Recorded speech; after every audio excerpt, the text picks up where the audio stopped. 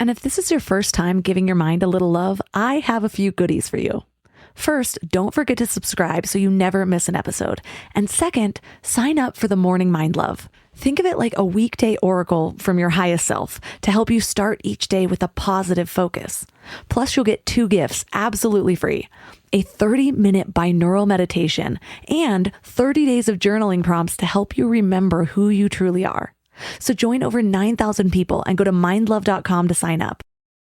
Welcome to Mind Love, episode 335. Today's episode is all about body-focused stress relief strategies for navigating overwhelm.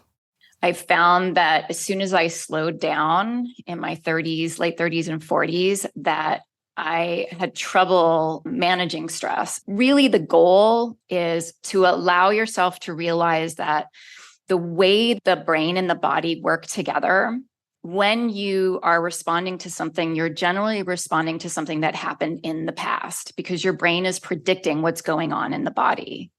And that can cause a lot of stuck patterns.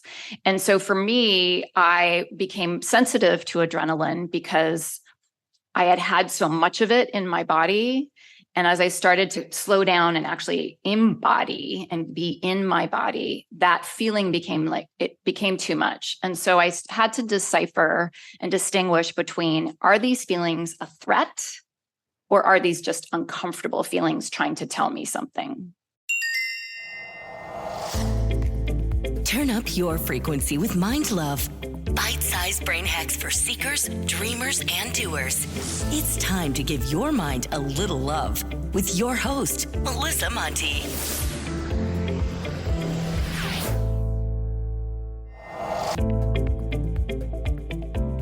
If this is your first time giving your mind a little love, don't forget to subscribe to the show. Mind love is a habit, and the more you give your mind that love and intention, the better you'll feel about yourself and your life. Plus, it's really a win-win because more subscribers means Mind Love attracts even more amazing guests to bring you their wisdom. So don't forget to subscribe. And if you want to earn some positive karma today, please leave a 5-star review. You have no idea how much these mean to me. Seriously fuels me for the whole week. Today, I'm going to share a review from Maggie Helena that I just can't stop reading. She says, I've been listening to Mind Love for almost 5 years, and it's literally the only podcast I've stayed with this long. Giving my mind love each day has changed my life. Melissa's voice is so soothing, and I love how she gets involved in the convo instead of just firing off questions like a robot. I don't think people realize how much of an art that is. Plus, her insights are always just as valuable as her guests. She makes my journey of growth feel less lonely. So thanks, Melissa. Maggie, I'm assuming that's your name. Thank you so much. I've probably read this 100 times. It really does mean a lot. And now let's get to it. Do you ever reflect on something that happened and think, why the hell did I just do that? Or why can't I seem to keep my cool in those situations? Or why does that always trigger me so badly? If you're nodding along with me, the good news is you're about a mile ahead of the average person. Here's a funny little thing that our brain likes to do. No matter how badly we react, it likes to find reasons that we're right. We don't like to believe that we react illogically. So after the fact, your brain will come up with all sorts of stories as to why your reaction was justified. The truth is, your reaction is less about the trigger and more about your past. Our past experiences leave invisible imprints on our lives. They affect the way we interact with the world, make decisions, and even respond to stress, which has a direct effect on our happiness levels now. I've uncovered so many of these little wounds that drive my life, and the wild part is sometimes the root is something seemingly insignificant. Too many because I said so's as a kid can lead to us being overly compliant to authority, or even the opposite, lead us to being a little rebellious. Enter me. Or growing up in a household with a lot of yelling can lead you to avoiding conflict at all costs. Or becoming overly responsible for other people's emotions while neglecting your own needs. Being teased in grade school has long-term impacts on self-esteem and trust. Having a parent that's emotionally unavailable can lead to attachment issues. The thing is, if we aren't aware of how our brains work, we'll believe it's little games. When it comes up with 43 reasons why we were perfectly right to explode on that customer service rep, we deepen that neural pathway and make the impulse even stronger next time. Or we can expect it. There's that narrator again, Thanks for taking my side, but I need growth and nervous system regulation more than I need righteousness right now. And that gives us space to consciously change our patterns. So today we're learning all about that process and what to do next. Our guest is Chantal Donnelly. She's a physical therapist and author of the Amazon best-selling book, Settled: How to Find Calm in a Stress-Inducing World. She's also the owner of Body Insight, a wellness company designed to help people reconnect with their bodies and improve their health.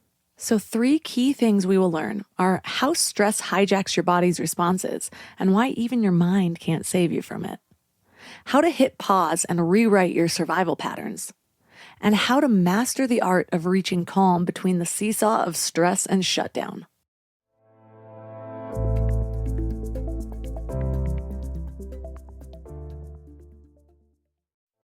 I've hired a lot of people over the years, and I can tell you the biggest mistake that most business owners make. They think posting a job and waiting is a strategy, but it is not. Stop struggling to get your job post seen on other job sites. Indeed Sponsored Jobs helps you stand out and hire fast. With Sponsored Jobs, your post jumps to the top of the page for your relevant candidates so that you can reach the people you want faster, and it makes a huge difference. According to Indeed data, Sponsored Jobs posted directly on Indeed have 45% more applications than non-sponsored jobs. One of the things that I love about Indeed is that it makes hiring so fast because the best candidates are already there, actively looking. Plus, with Indeed Sponsored Jobs, there's no monthly subscriptions, no long-term contracts, and you only pay for results. How fast is Indeed? Well, in the minute I've been talking to you, 23 hires were made on Indeed, according to Indeed data worldwide. There's no need to wait any longer. Speed up your hiring right now with Indeed. And listeners of this show will get a $75 sponsored job credit to get your jobs more visibility at Indeed.com/mindlove. Just go to Indeed.com/mindlove right now and support the show by saying you heard about Indeed on this podcast. Indeed.com/mindlove. Terms and conditions apply. Hiring? Indeed is all you need. Can we talk about back to school chaos for a second? The kids are getting back into routines, everyone's schedules are crazy, and suddenly you're supposed to have dinner on the table every night like some kind of magician. But want to know what I figured out? Shopping, planning, and cooking food really can be simple and stress-free, which is why I love Hungry Root. Hungry Root takes the stress out of mealtime by filling your cart with personalized picks and planning your week of meals, getting smarter with every order. With over 15,000 recipes to choose from each week, many ready in just 15 minutes or less, it's a huge lifesaver on those busy weeknights. I personally love their Smart Cart technology. It learns what I actually like and then recommends groceries, recipes, and supplements tailored to my tastes and needs. Plus, I love the kids' snack section where I get these really easy snacks to just keep in the car or throw in our to-go bags or lunch boxes for those of you who need them. They screen out over 200 additives, including high fructose corn syrup and artificial sweeteners. They only source high-quality meat and seafood with no hormones or antibiotics, and they carry trusted brands like Oatly and Vital Farms. The time that I have gotten back has been incredible. Take advantage of this exclusive offer. For a limited time, get 40% off your first box, plus get a free item in every box for life. Go to hungryroot.com/mindlove and use code MINDLOVE. That's hungryroot.com/mindlove, code MINDLOVE to get 40% off your first box and a free item of your choice for life. hungryroot.com/mindlove, code MINDLOVE. This episode is sponsored by BetterHelp. Can we talk about how overwhelming wellness advice has become? Cold plunges, gratitude journals, screen detoxes, morning routines. It just feels like there's advice for everything these days. But how do you know what actually works for you? I've been down that rabbit hole, trying every new trend, buying every new course, following every guru, and it is exhausting. And honestly, a lot of it just added more noise to my life. With all the information overload about mental health and wellness, it can be a real struggle to know what's true and what actions to take. That's where talking to actual professionals comes in. Therapy helps you cut through all that noise and figure out what you actually need, not what some influencer is selling, but what works for your specific situation. It can teach you how to set boundaries, trust your own judgment, and be the best version of yourself. BetterHelp is the world's largest online therapy platform with over 30,000 therapists. They have a rating of 4.9 from 1.7 million reviews, and you can join a session at the click of a button and switch therapists anytime if it's not the right fit. Instead of drowning in generic advice, you get personalized recommendations from someone who actually knows what they're talking about. As the largest online therapy provider in the world, BetterHelp can provide access to mental health professionals with a diverse variety of expertise. Talk it out with BetterHelp. Our listeners get 10% off their first month at betterhelp.com/mindlove. That's BetterHelp, HELP.com/mindlove. Yes, Mr. Gecko, you're a huge inspiration to us all. But who was your muse? Oh, my dear old Nan. She imparted many wise words to me. She would say, never let the fame get to your head, always remember who you are, and let people get more than just savings with Geico's fast and friendly claim support. I lived up to her advice, and now anyone can file a claim anywhere and anytime. I miss her so much. Did she go somewhere? Yeah, extended quilting trip. Ah. Get more than just savings. Get more with Geico.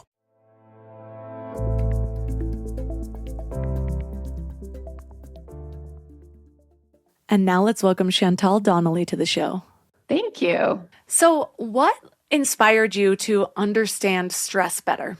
I was working with my patients as a physical therapist. I'd been working probably for about 18 years at that point as a PT, private practice, and I started getting frustrated because what I was finding is that about 70 to 80% of my patients were getting better on my table, but were going back to their lives, whether it was a stressful job, stressful relationship, whatever stress it was that they were dealing with. And that was bringing their inflammation and pain back.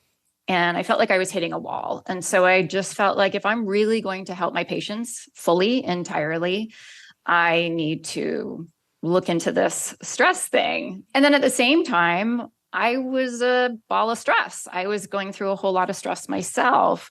And I wasn't finding that the things that normally, the things that we talk about helping stress, self-care and mindset and thinking positively and meditation, that wasn't working for me.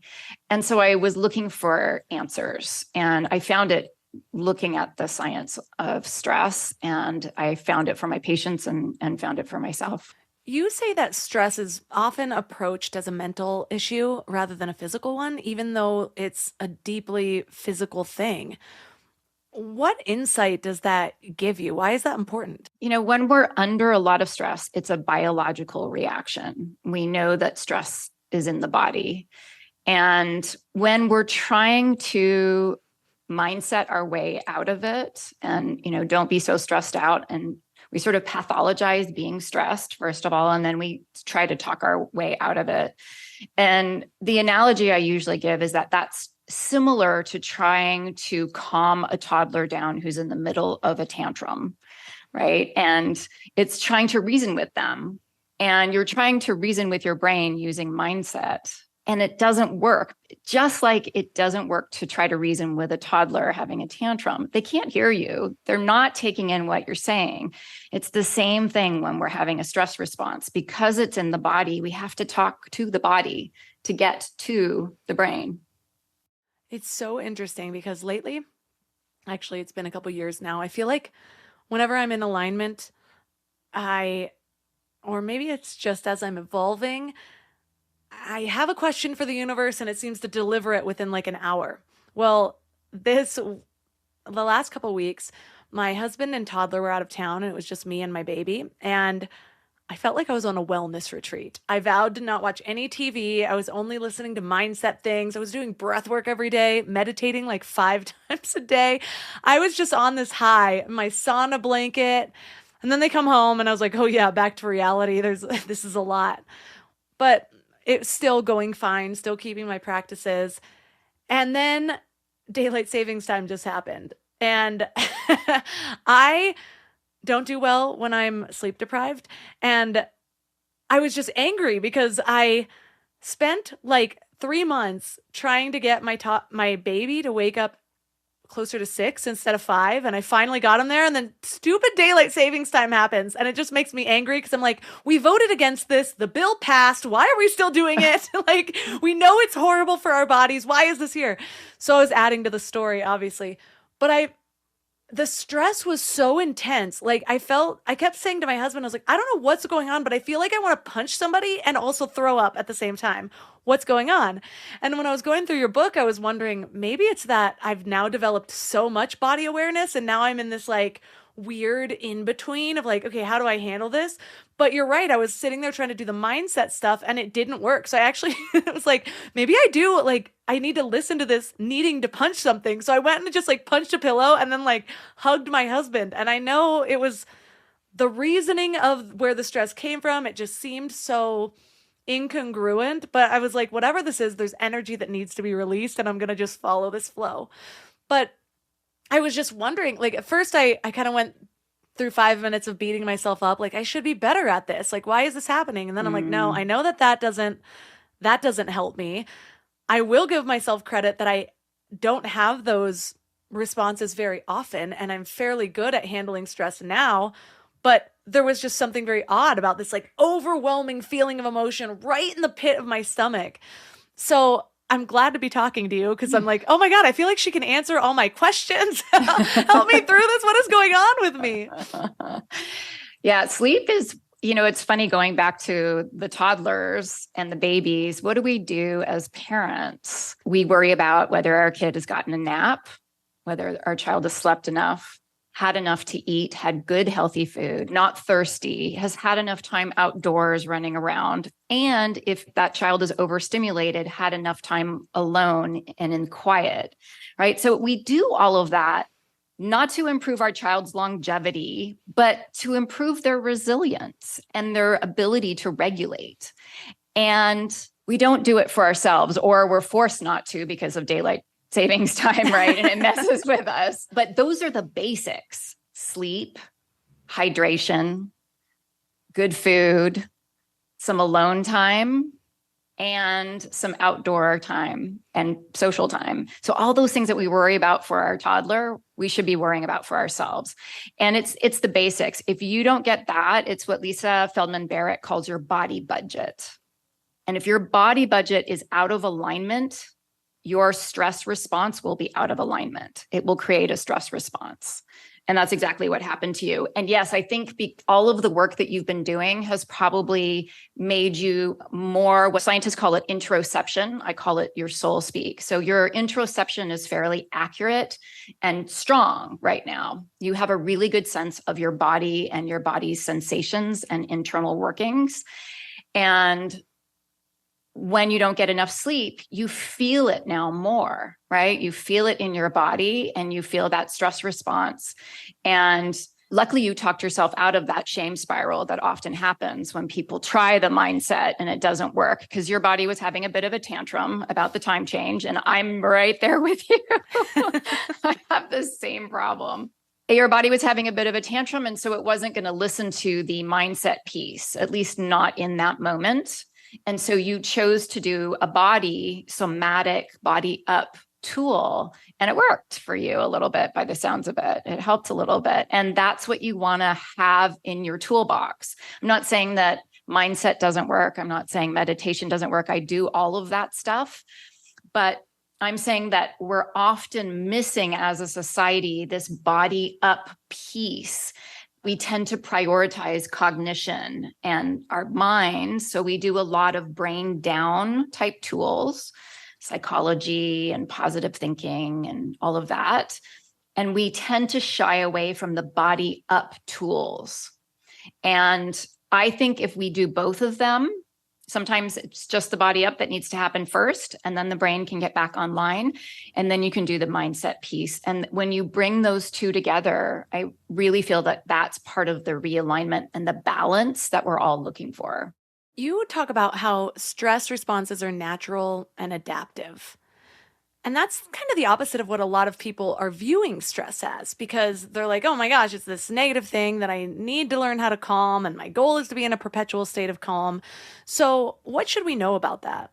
Stress is adaptive in that it is trying to help you. And in the acute phase, meaning if you have a stressor that is short term, let's say child falls out of tree, breaks arm, have to take your child to the emergency room, that's an acute stress. And you need that stress response to mobilize you, to keep you focused, and to get your child to the hospital, right? And during that process, your immune system boosts. The cortisol that's released is anti-inflammatory. So you're being set up to succeed in a crisis situation. Now, what happens is that we humans tend to get stuck. We get stuck in patterns of stress. We get stuck in fight, flight, and survival mode. And we also get stuck in freeze and collapse at times.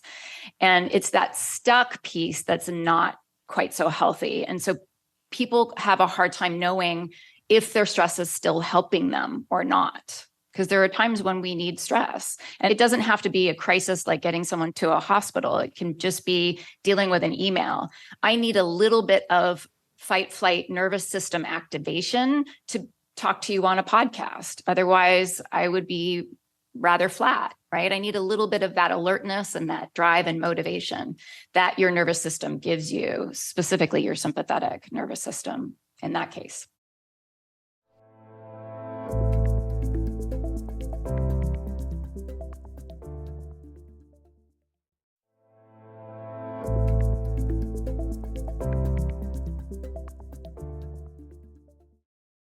There's so many signals from my body that I'm like, I wish you weren't here, but if it wasn't there, then what would I be listening to? And I would just be going on with my typical day. I wouldn't realize maybe, oh, I need a little bit more sleep. I wouldn't realize maybe I need to punch a pillow, which, by the way, is not normally something I do. I'm not like an aggressive person, so it was just so odd. And I even told my husband, because my husband grabbed me by the shoulders and he's like, you're a badass. You have this today. Time is an illusion anyways. Like, and it was also very odd. I don't know. We all reacted to it like the opposite. Like my toddler slept longer to where he would have, I don't know. Everything was very weird. My newborn ended up falling asleep right after he woke up. And I was like, yeah, you're right. Time is an illusion. And my children are here to show me because this doesn't make sense. But you had talked about your personal story of developing a hypersensitivity to stress. How did this shape your approach to developing the strategies that you present in your book? Yeah, I was pretty hard charging, kind of a high achiever. And I found that as soon as I slowed down in my 30s, late 30s and 40s, that I had trouble managing stress. And I think similar to what you're experiencing, I just started feeling more in my body. And the sensations were super uncomfortable. And so really the goal with all of the things that I share in my book is to allow yourself to realize that the way the brain and the body work together, when you are responding to something, you're generally responding to something that happened in the past because your brain is predicting what's going on in the body. And that can cause a lot of stuck patterns. And so for me, I became sensitive to adrenaline because I had had so much of it in my body. And as I started to slow down and actually embody and be in my body, that feeling became too much. And so I had to decipher and distinguish between, are these feelings a threat or are these just uncomfortable feelings trying to tell me something? That piece, on top of this piece of knowing that what I was responding to was probably something in my past, because that's all my brain really has to go on and interpret. Those two pieces together really were a game changer for me and allowed me to change my approach to stress and my approach to settling my nervous system.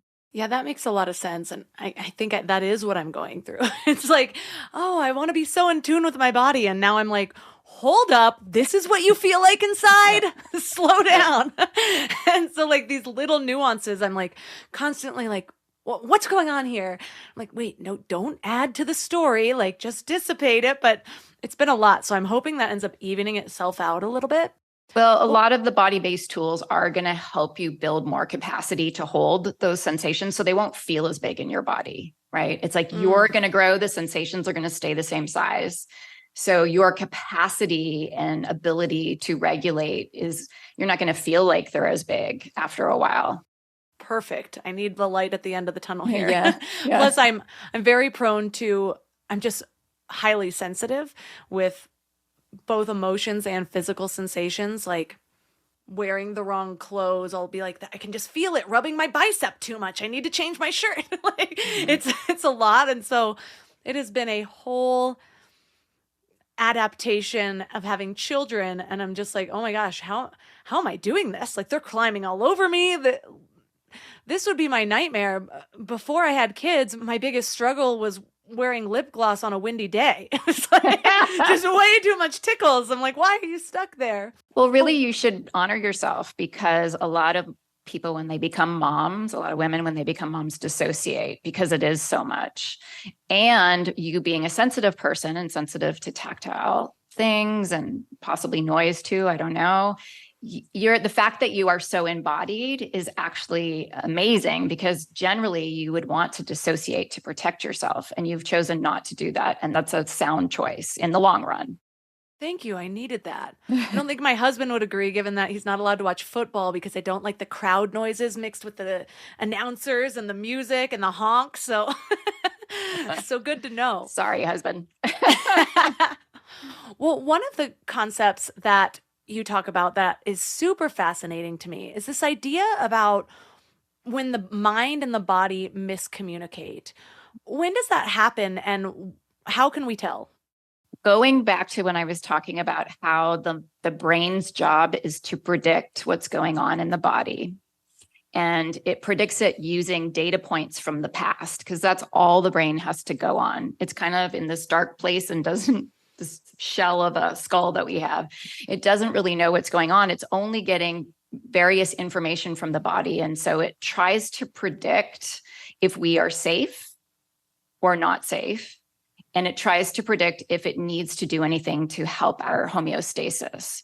So that's where a lot of what I call miscommunication glitches happen between the brain and the body. I think maybe a tangible example might be helpful here. So in the book, I talk about a client I had named Jasmine. And Jasmine had just gotten through a really ugly divorce. And during the divorce, while her husband was still living in her home, there was a lot of fights. They became rather aggressive. There was some throwing of objects and lots of nasty words going back and forth. And so when she was in that fight mode, there was a lot of adrenaline and cortisol being released, as there should be, right? So that's an appropriate time to have a stress response. And so she came to me, she did a couple of my workshops and the tools were really helping her, but she came to me and she said, I have this one problem. When I start to do the dishes or vacuum or work out, I think I'm doing better. And as soon as I start doing those things, all of the feelings come flooding back and I start thinking all the negative thoughts again. And I basically just want to go to bed or eat a pint of ice cream. So I asked her, I said, well, basically she was explaining to me that she was starting to have a little bit of panic attack, right? Is what was happening a little bit. There was some anxiety coming up, even though she was now in a safe place. Her husband had moved out of the house. And I said, does any of that happen when you're sitting, say, reading a book or doing homework with your daughter, just chilling out at home, sitting on the couch? Does it happen then? And she looked at me and she was like, it's really weird. No, it only happens when I'm doing the stuff that I told you. So I said, it only happens when you're moving. So what was happening with Jasmine is that she had become fairly sensitive to the release of adrenaline during the altercations with her husband. And when she was doing the dishes or vacuuming or working out, your body releases the same chemical hormones that it releases when you're under stress, but it releases it in order to give you some oomph to move, to get blood to the muscles and to do the dishes or to work out. And her brain was predicting, the last time my heart rate increased and there was this adrenaline release and my breath became shallow, and I was standing at this window doing the dishes, I was having a big old fight with my husband. So her brain was confusing movement, particularly in her home where the fighting had occurred, with a fight with her husband. That is a brain-body miscommunication glitch. It's an overcoupling of two things that shouldn't be coupled together. That is fascinating. I have something similar. It might be a little more mild, but I had a really horrible relationship in which we were at casinos all the time. I was living in Palm Desert at the time, and he was a gambling addict, among other things. And we spent a lot of time in casinos. And now to this day, like I've gone to a bachelorette party and like Vegas with friends back in my drinking days. And when I would even just walk through, I'm like, oh, I could just hang out with my cousin. I'll go on a penny slot. And my heart would just start pounding like crazy. And I immediately recognized it. I'm like, well, what's this coming from? Like, clearly I don't do well in casinos. I feel like I have some sort of PTSD. Is that what that would be considered? That overcoupling? Is it like a form of PTSD? Yeah, it would be a form of CPTSD, complex PTSD, which, because it wasn't just one incident with you, it was several incidents. And really, any little T trauma, as it's often called, can cause a miscommunication glitch. I have seen it with people who are just reading the newspaper, and it's not even a situation in which they necessarily relate to, but there's something about a victim that they're reading about in the newspaper that can cause them to, it's almost like they think that whatever happened to that person who's in the news has happened to them, and they start to have a physical reaction. It can be, I call that empathic confusion. So yeah, it can be PTSD, it can be CPTSD, and it can be little traumas that you may not even recognize consciously as something that you're dealing with. It's more common than you would think. So we're talking about stress, and stress is kind of a way to that our body communicates with us. But another thing I want to touch on before we get into some of the ways to heal is, in your book, you say that stress itself isn't necessarily the issue. It's the inability to move out of a stress response that's problematic. And that is fascinating because you're right. Like, animals don't get stuck in defensive states. I remember learning about how, like, often if you see a deer running away from a lion, do lions chase deers? They do, I think. Or gazelle, I don't know. But then afterwards, they like kind of kick up their whole body and they flail around. And so I remember trying that for a while, and I forgot it until just now. Just like moving that energy. I'd like go on a run or something like that. So how do we approach that, or how do we know if we're actually getting stuck in that stress response? Because I feel like a lot of people, they deal with stress the way they deal with stress, or stress affects them the way it affects them, and it has been for a while, and they don't even really know what that normal barometer is. So you are right. We should be moving in and out of stress and relaxation. And that's the way we are designed. However, for some reason, a lot of humans get stuck, and we can get into what those reasons are, but I think our mind has a big part to do with it. You know when you are stuck when you start to experience what's called allostatic load. And allostatic load is all of the stuff that when you go to the doctor and the doctor says you need to deal with your stress, it's that stuff. It's the insomnia. It's possibly weight gain for some people or weight loss for other people. It is aches and pains that move around and that have no real mechanism of injury involved with them. Headaches, neck pain are common, stomach problems, digestion issues. All of these things are the body's way of saying that they need to relax and that the nervous system is not allowing that to happen. And so all of that stuff doesn't necessarily need to happen if we can find ways to move out of that constant survival mode, essentially is what it is.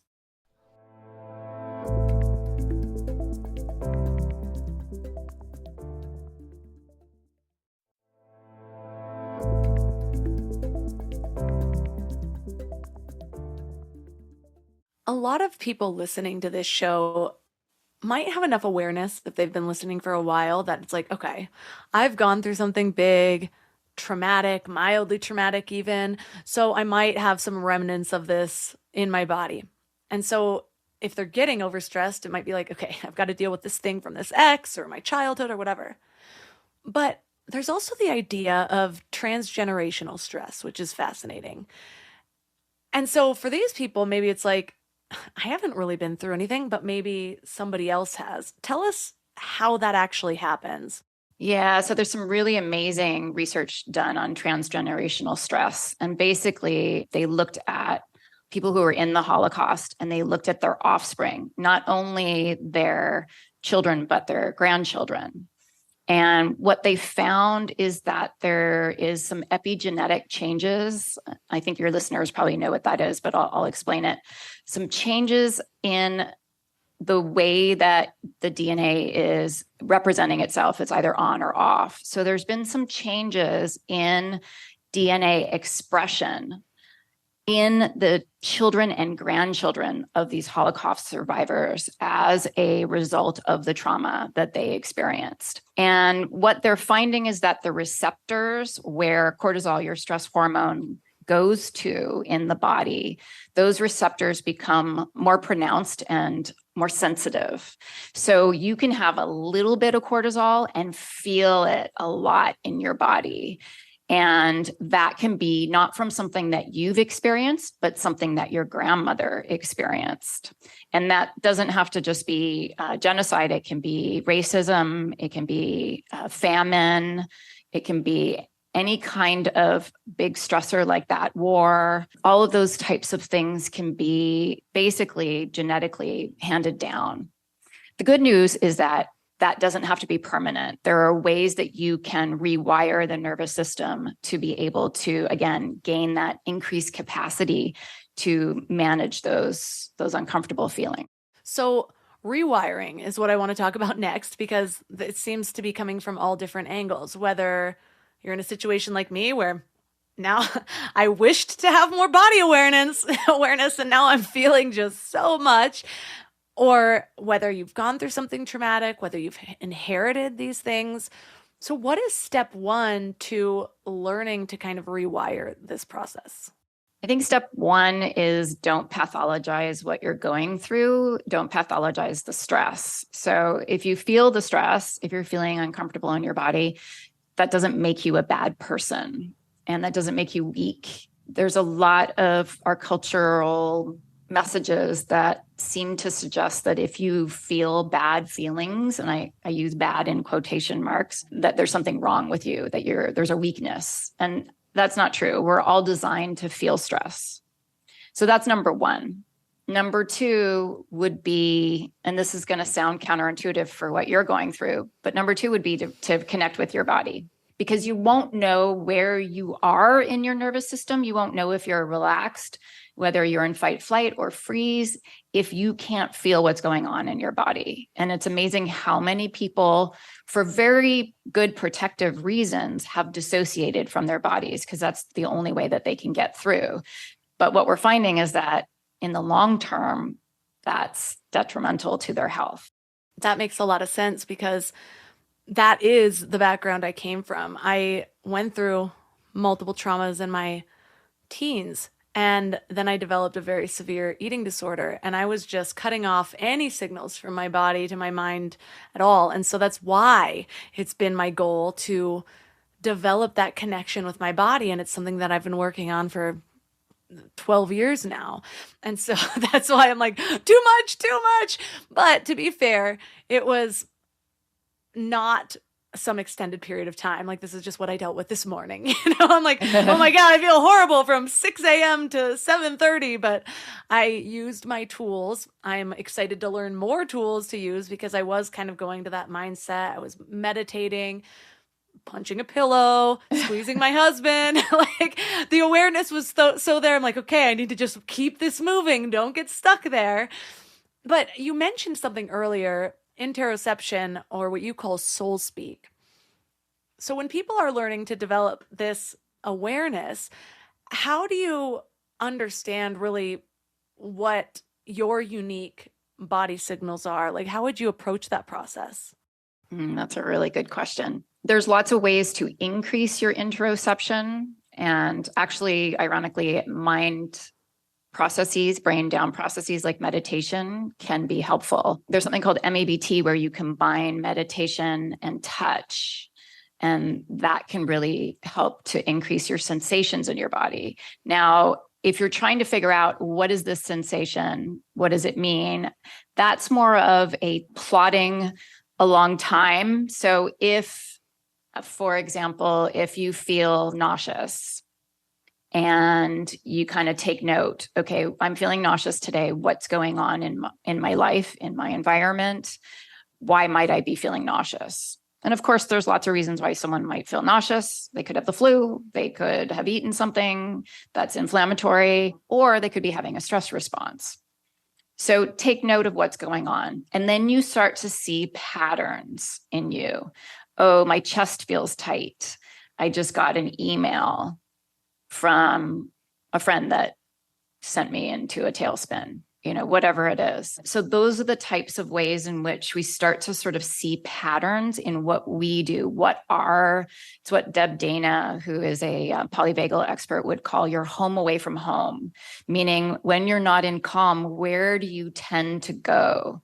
Where does your nervous system tend to take you? And for some people, it's going to be constriction and more of a freeze type response where they feel like they can't breathe and they feel really contracted forward, right? And so if you find yourself with your shoulders forward, is that your go-to, one of your symptoms and signals that you are in a stress response?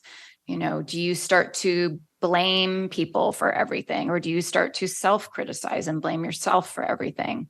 Those are different things that you can start to pay attention to. You can look at it from a physical perspective, an emotional perspective, a social perspective. Do you want to be more social or less social? Do you hate everybody, or do you think everybody hates you? Right? And those are various ways in which you can start to plot what you tend to gravitate towards when you are feeling stressed. Deb Dana is amazing. She was on episode 284 of Mind Love for anyone interested in touching on that. But I do have what I was noticing, I told you, was like this pit right below my sternum. And it was like this tightness, but also almost felt like I could throw up, but not quite a nausea. It was so weird. But I know that my reaction is to blame people. And so I know that well enough that I don't let it happen anymore, but I'll be like sitting there like stupid legislators with daylight savings time. And why didn't my husband do this? Like that's the internal story. And so then there's the observer in the back being like, calm down, Melissa. This is just your mechanism. It's nobody's fault right now. Time is an illusion. This is just the situation that we're dealing with. But it's just so funny. Like the awareness can be comical because like before I'd just be like going on about my day and just think it was somebody else's fault. And now I'm like, what are you even doing inside? You're making this so much harder than it has to be. Yeah, I call that a stress language. So you're discovering your stress language.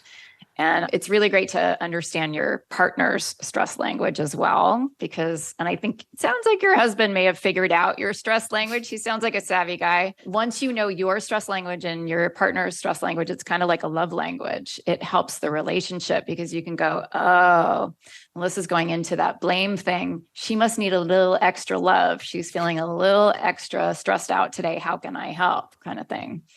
And that's when he'll come over and give you a hug. Yeah, it's funny. He'll like talk me up, and then I notice like he needs his own processing time from that. Like I can tell he won't like say anything, but I can just tell he'll be like muttering stuff under his breath, and there'll be like 15 minutes of like I've passed it on to him, so then I have to like give him extra love, and then we both hug and dissipate it. It's a whole process, but we're getting there. Yeah.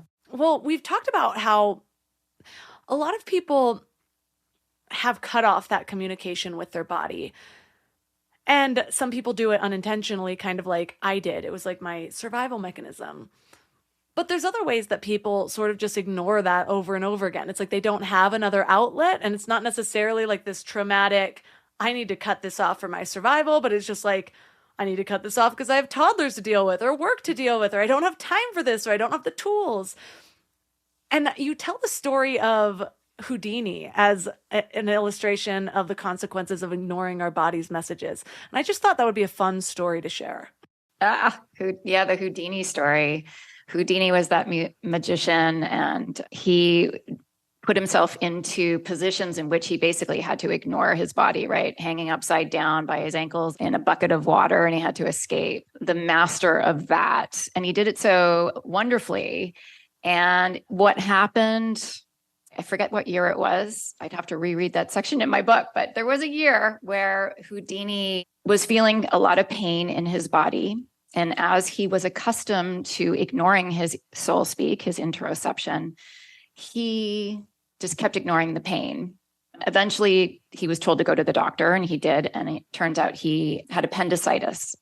And the doctor said, you need an emergency surgery to remove your appendix, and it needs to happen today. And he said, can't happen today. I have a show to do, and the show must go on. And so the performer that he was, as a lot of us are performing in life and ignoring our bodies, that's what he did. He got on stage and he ignored the pain. I think he had a fever as well.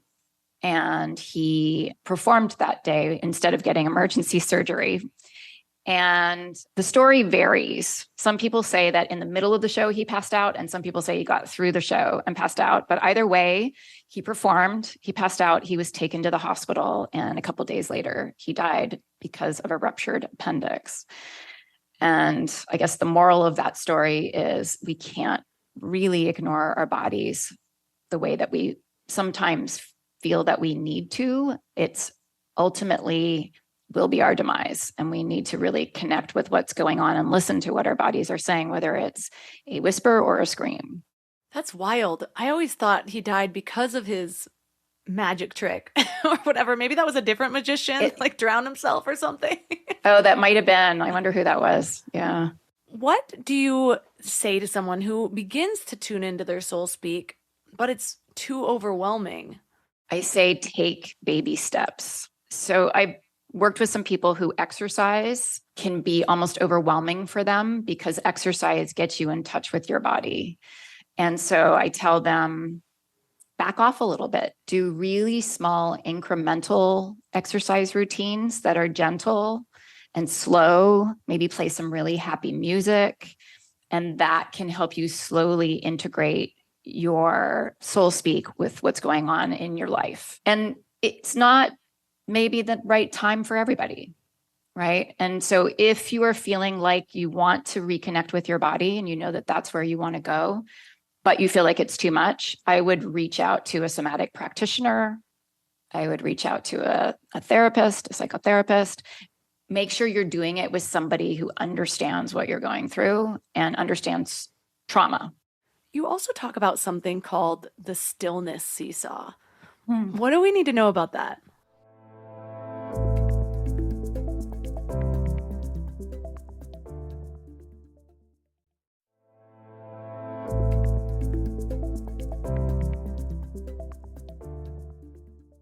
You also talk about something called the stillness seesaw. What do we need to know about that?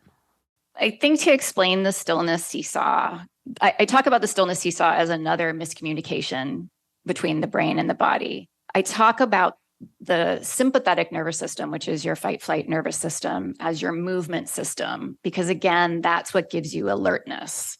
Now, when we have too much movement system, it feels more frenetic and frantic and fast-paced, right? And that's not necessarily an outward experience. People can't look at you and say, oh, you're in fight-flight. It's the pace of your heart. It's the pace of your breath. It's the ping-ponging of your thoughts, right? That's the frenetic piece.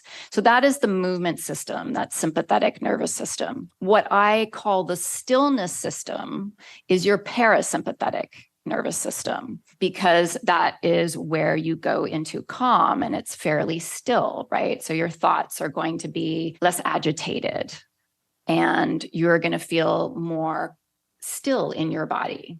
Now you can be moving around and be in a calm state. You can be walking with a friend, you can be at a cafe, whatever it is, you can still be in that state and be still. What really intrigued me when I was looking at Dr. Stephen Porges, who created the polyvagal theory, his theory states that the vagus nerve, which is the main part of our calming nervous system, has two branches. And one branch, the ventral branch, is our calming nervous system. And the other branch, the dorsal branch, is where we go into freeze, which is a collapse, and it's a shutting down, if you will. And all animals go do this, humans included. And I was fascinated by this idea that the same anatomical nerve within our body had these two very distinct experiences happening. So you've got calm and freeze coming from the same place in your body, your vagus nerve.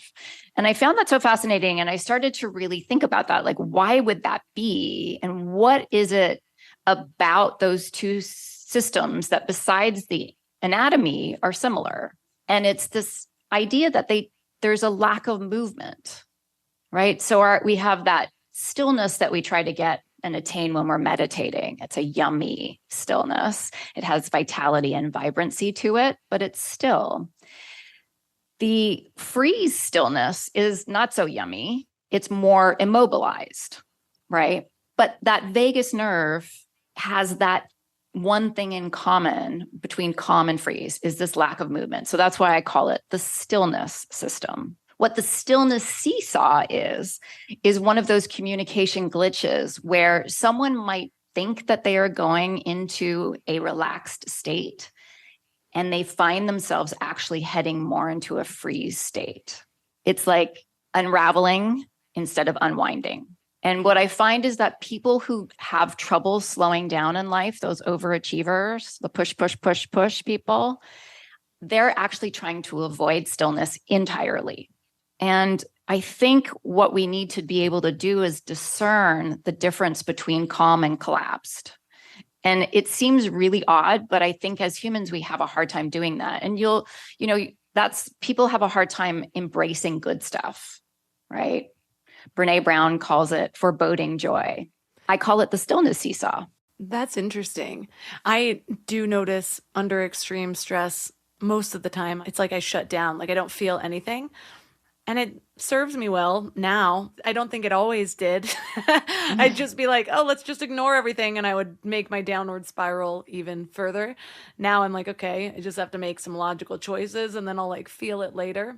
Except for when I was pregnant, I had a whole nervous breakdown when I was it was like a panic attack. It was my due date, and then the biggest storm in the history of my town rolled in, and I was on a mountain, and I was expecting a home birth, and I had to go down the hill and get an Airbnb for 12 days. And then I came back up when the roads opened. Long story short. I'm so sorry. Delivered my baby at home 1 minute before my midwife arrived. It was a whole thing. Oh. But after that one moment of the storm coming in and realizing I had to pack up everything and I might not have a home birth, that was like the most stressful 3 hours of maybe my whole life. Yeah, I like felt it all. I didn't shut down, maybe because of the pregnancy hormones. And I was like, oh, this is why I kind of just detach a little bit when bad things are happening. Yeah, no, that's appropriate stress. So what else can we do to build our toolboxes? We've covered that we need to take care of ourselves like we would a toddler, all the basics, breathe, move, stretch, eat, feel. Then what? What I love about the body up tools, the somatic tools, which is where we can go next, is that they give the brain new data points. So we talked about how the brain is going on past information. But when we learn to speak to our body, we are giving new information to the brain. We are creating new data points, essentially. So that's how you build your capacity, is you learn the fluency of your body, and then you learn to speak to your body. It's how you get unstuck, really. Going back to the polyvagal theory, Dr. Stephen Porges talks about the social engagement system. And it's not just the vagus nerve. A lot of people just talk about the vagus nerve, but he talks about 4 other cranial nerves that interconnect with the vagus nerve. And they're really easy to tap into, and you can use them as portals to the vagus nerve. So one of those cranial nerves is your trigeminal nerve. So for example, your trigeminal nerve feeds your jaw, your TMJ. So you can massage your TMJ, and that slow circular massage, you just use a couple of fingers right on your jawbone and you do a circular massage on your TMJ. That is a way of speaking to your body and asking your body to send a message up to the brain to say, actually, we're okay right now. There's no threat. And that's going to help you get out of that survival mode pattern. And so the TMJ massage sends a message to the trigeminal nerve, which then talks to the vagus nerve. And you've got this nice little communication happening all the way up to the brain. And that has really been a game changer for me, is learning how to talk to my body through those cranial nerves. Another one you might have heard of is humming. So when you hum, you're helping your vagal tone. And what you're doing is you're vibrating another cranial nerve that is part of the social engagement system. And gargling is the same thing. It's the same nerve. You can massage your sternocleidomastoid, which is a muscle in your neck. There's a lot of connection between neck pain and stress. And it turns out that two muscles in your neck are innervated by cranial nerve 11, which is also one of those gateway cranial nerves that goes into the vagus nerve and talks to the vagus nerve. So if you massage your sternocleidomastoid, which is innervated by this cranial nerve 11, you're talking to your vagus nerve. I feel like craniosacral therapy would be really helpful for this. I had never even heard what it was. Was that a good awe or a bad awe? That was a good awe. That was a good awe. I had never even really paid attention to it. And then I've gotten 3 hits on it this week alone. My cousin was like, I just got this done. You need to do this. And then somebody else mentioned it. And then I all of a sudden got a text message from a masseuse that I never booked with, but texted one time last year and was like, I'm in town. All right, do you need anything? And I click her menu. The very first thing is craniosacral therapy. Now we're talking about this. It's been like 3 days. The universe is talking to you. Yeah. Clearly I need this done. Plus my business coach was actually telling me about that massaging there, but he was giving it for a different reason. He was saying how so many people have nerves around whether it's sales calls or whatever you need to do for your business. It's like we hold so much emotion and pain in our muscles, and he was just saying this is one of the things he does before calls, and so I've been practicing it. So everything is coming together right now. It's all coming together. Yes. Yeah. The other thing about the jaw too is that for women, jaw tension is related to pelvic floor tension. So after having a baby, it's a good thing to release the jaw as well. Oh, my pelvic floor needs some work. I am an avid yogi. And I need to go to classes now that have loud music, because just any open hip thing, when I close the hips, it's just the most embarrassing queef you've ever heard. I need to get these weights or something. It happened in yoga the other day, and it was just like over and over again. I was like trying to release it, and everyone was like, just being cool about it. Thank God it was a class of like 3 other older women. And I was just like, all right, cool. They've all been there. Let's just move on. I'm not going to explain. We'll just deal with it later. But you mentioned something earlier when I talked about talking myself out of my shame spiral. And you talk about not stressing about de-stressing. What do we need to know? Because I know that so many people, they don't even realize that sometimes their added awareness brings extra stress, as it did with me for a hot second. So what should we do there? I think there's an intensity to dealing with stress that brings about more stress. And we're just so programmed to just, when we find something, to just go all in. And what ends up happening is you add your self-care to your to-do list and you don't get to it, and then you get stressed, right? So now your self-care is stressing you out. That's why I like some of these tools that I teach in the book. Most of them are about 30 seconds long.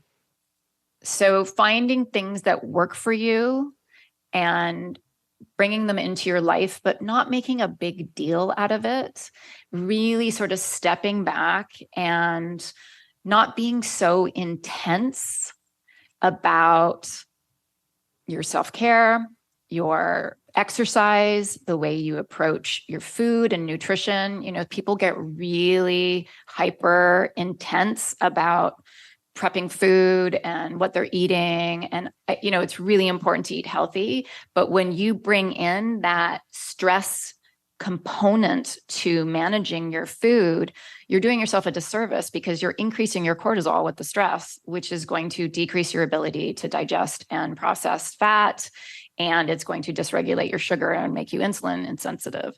So we have to really be careful about how we approach this and not go into old patterns. And I think of approaching a de-stressing program as feeding a little baby bird with like a little dropper. And we're just going to do little bits at a time. For one thing, you want to find out if a tool works for you. So that jaw release that I gave you earlier, that's going to work for 90% of the people, but there's going to be some people where it doesn't work. Maybe it makes them more anxious, or maybe it doesn't do anything. So you have to kind of figure out what tool works for you. And then just take one tool. Just let's say it's the jaw thing. Let's say that works for you. Jaw massage is great. You're going to add it to your day. So you do it, maybe habit stack it after you brush your teeth. And it literally takes 30 seconds. So you brush your teeth and then you do that. And then you go on with your day. And maybe you do that for a week. And then you're going to add another tool, maybe if you feel like you need more. If you don't feel like you need more, don't add another tool. If you think that's doing it for you, great. If you feel like you need more, maybe you do something at night.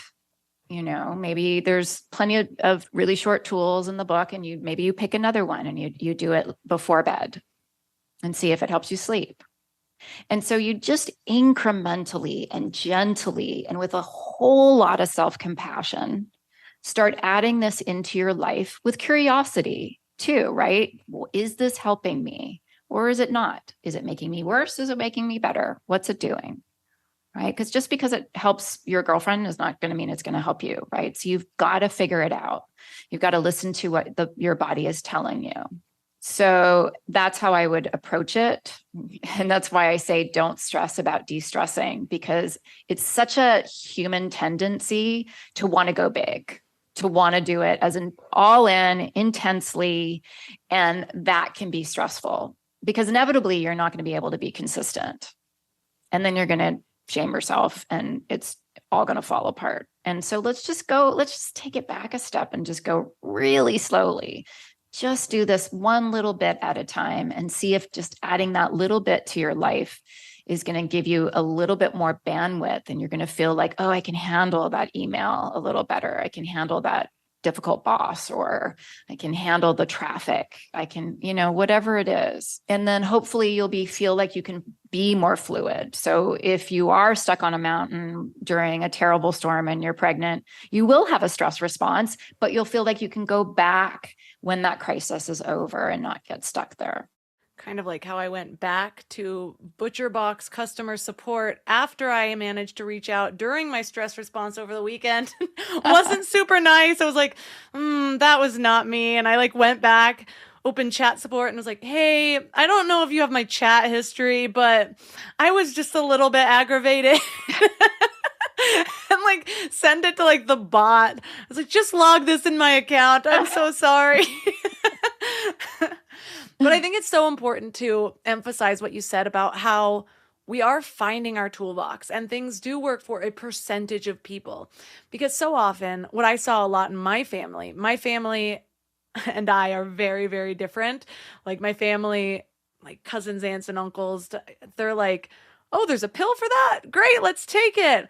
Oh, mindfulness, that seems like a scam. It's they try one thing one time, don't even know if they're doing it right. And they're like, that didn't work nearly as much as Prozac. So not for me. So it's just play with the things, really notice the subtleties of what you're doing. And for me, what has been one of the most helpful things is to dwell on the positive effects of whatever I'm trying to implement. Because so often we're dwelling on the stories of the negative side, this caused me stress, let me blame other people, whatever we're doing to add to the story.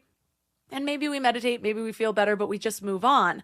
So the next time we're in that super stressful moment, we're not craving the meditation. That's what gets me to crave these things, is because I sit there afterwards and I'm like, okay, what feels different now? I felt it in my chest before, and now what do I feel there? How does my mind feel? What are the stories I'm telling myself?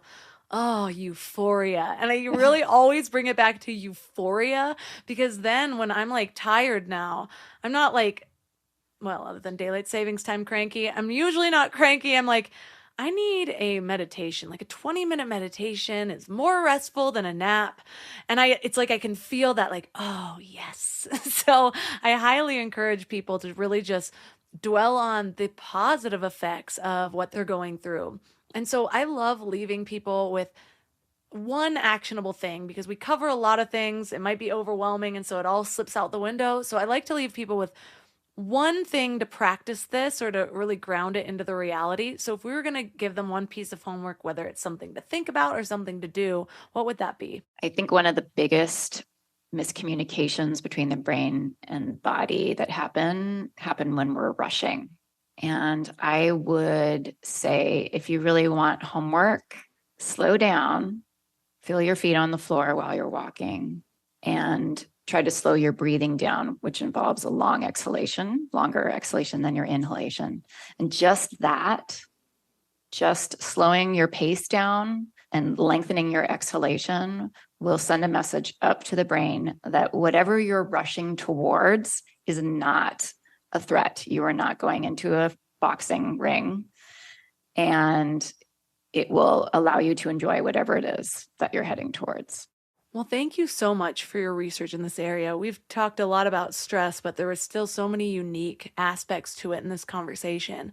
So for listeners who are interested in connecting with you or learning more about your book, where's the best place for them to go? I have a company called Body Insight. So bodyinsight.com is my website. I have workshops there, and they can sign up for my newsletter to hear about everything that I'm doing. I'm on Instagram, Body Insight Inc., and lots of tools and videos on stuff that we've talked about here and some other stuff. And the book is called Settled: How to Find Calm in a Stress-Inducing World. And that's available wherever books are available online.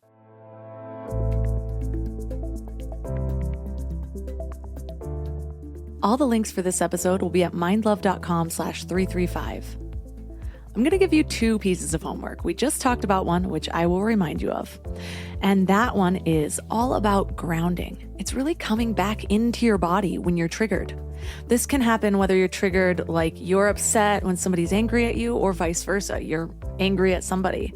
Whenever those big, less comfortable, less positive feeling emotions rise up, coming back into our bodies is a really amazing thing to do, because what we often do is we strengthen the story that we're telling ourselves. We're strengthening the upset in doing that. So we get into our heads, we replay what happened, we think about how it's unfair, we start looking at facets of it that we didn't even see at first, and we get ourselves even more worked up. Coming back into your body mitigates a lot of that. And so that can be done by just watching your feet on the floor. I like to actually sit down in the grass or on the earth and put my hands down. There's something about that energy that really calms me. I've heard of people even eating root vegetables, so take that as you will. I'm up for anything because we also know that the mind is very powerful. So if you believe something works, it has like a 60% chance of having some sort of effect. So whatever works for you, what you feel called to do. And tuning into those bodily sensations is probably the most powerful part of that, because that's when you become aware of your body's responses. And instead of looking at it like, oh my God, anxiety, panic attack that feels like it's overcoming you, it's like, oh, my heart's beating faster. Oh, my breath is speeding up. And I'm not saying that works every single time, but it does help. It's one of the proven systems of being able to emotionally regulate ourselves and self-soothe. So let me know how that goes. The other part of this is a more holistic approach. And by holistic, I mean your whole life. What is your main driver for waking up in the morning? What is your big focus in life? If you don't have that, if you don't have something that lights you up, that makes you feel purposeful, then all of those little things are going to feel so much bigger than they would otherwise. You start to focus on what other people are doing and how they don't fit into your picture because it's the only picture you have. But when you know that you are waking up every day, living into something greater than you, and it doesn't have to be some big business you're starting, it could be the way that you lead your family. It could be the way that you show up in your current job as a third grade teacher. Whatever it is, it's connecting your purpose to that thing. So if you need help doing that, this is the very last week to sign up for Soul Strength Activation. It is going to be such an incredible program. I have 6 people already in this group that are amazing energy, that are all also hoping to connect with their soul tribe, to feel like they're a part of something. And so we're going to be doing this together. And so this is for people who know they're meant for something more and they can't quite pin that down, or they can't quite get themselves to actually take action on it. It doesn't mean you need to quit your job and start something new at all. It's about finding that purpose in every day within yourself. And that's going to look differently for everybody in the group. It's going to be unique to you. And that's what we're figuring out: who you are, why you came here, what your unique gifts are, and how to live into those every single day and trust yourself to make whatever big moves are needed for you to be in your highest self. So if that sounds interesting to you, please reach out to me. Send me an email at melissa@mindlove.com. You can also go to Instagram at mindlovemelissa and read more about it there. I've been posting about it for the last couple of weeks, and I would absolutely love to see you in there. There's payment plans available, trying to make it accessible to as many people as possible. So please reach out to me if this is calling to you. All of my amazing sponsors are at mindlove.com/sponsors. And all of the amazing discount codes that I share here are there as well. And that's all for today. So thanks for giving your mind a little love today, and I'll see you next week. Thanks for tuning into Your Higher Frequency with Mind Love. Head to mindlove.com for a free gift to keep your vibes up until next week.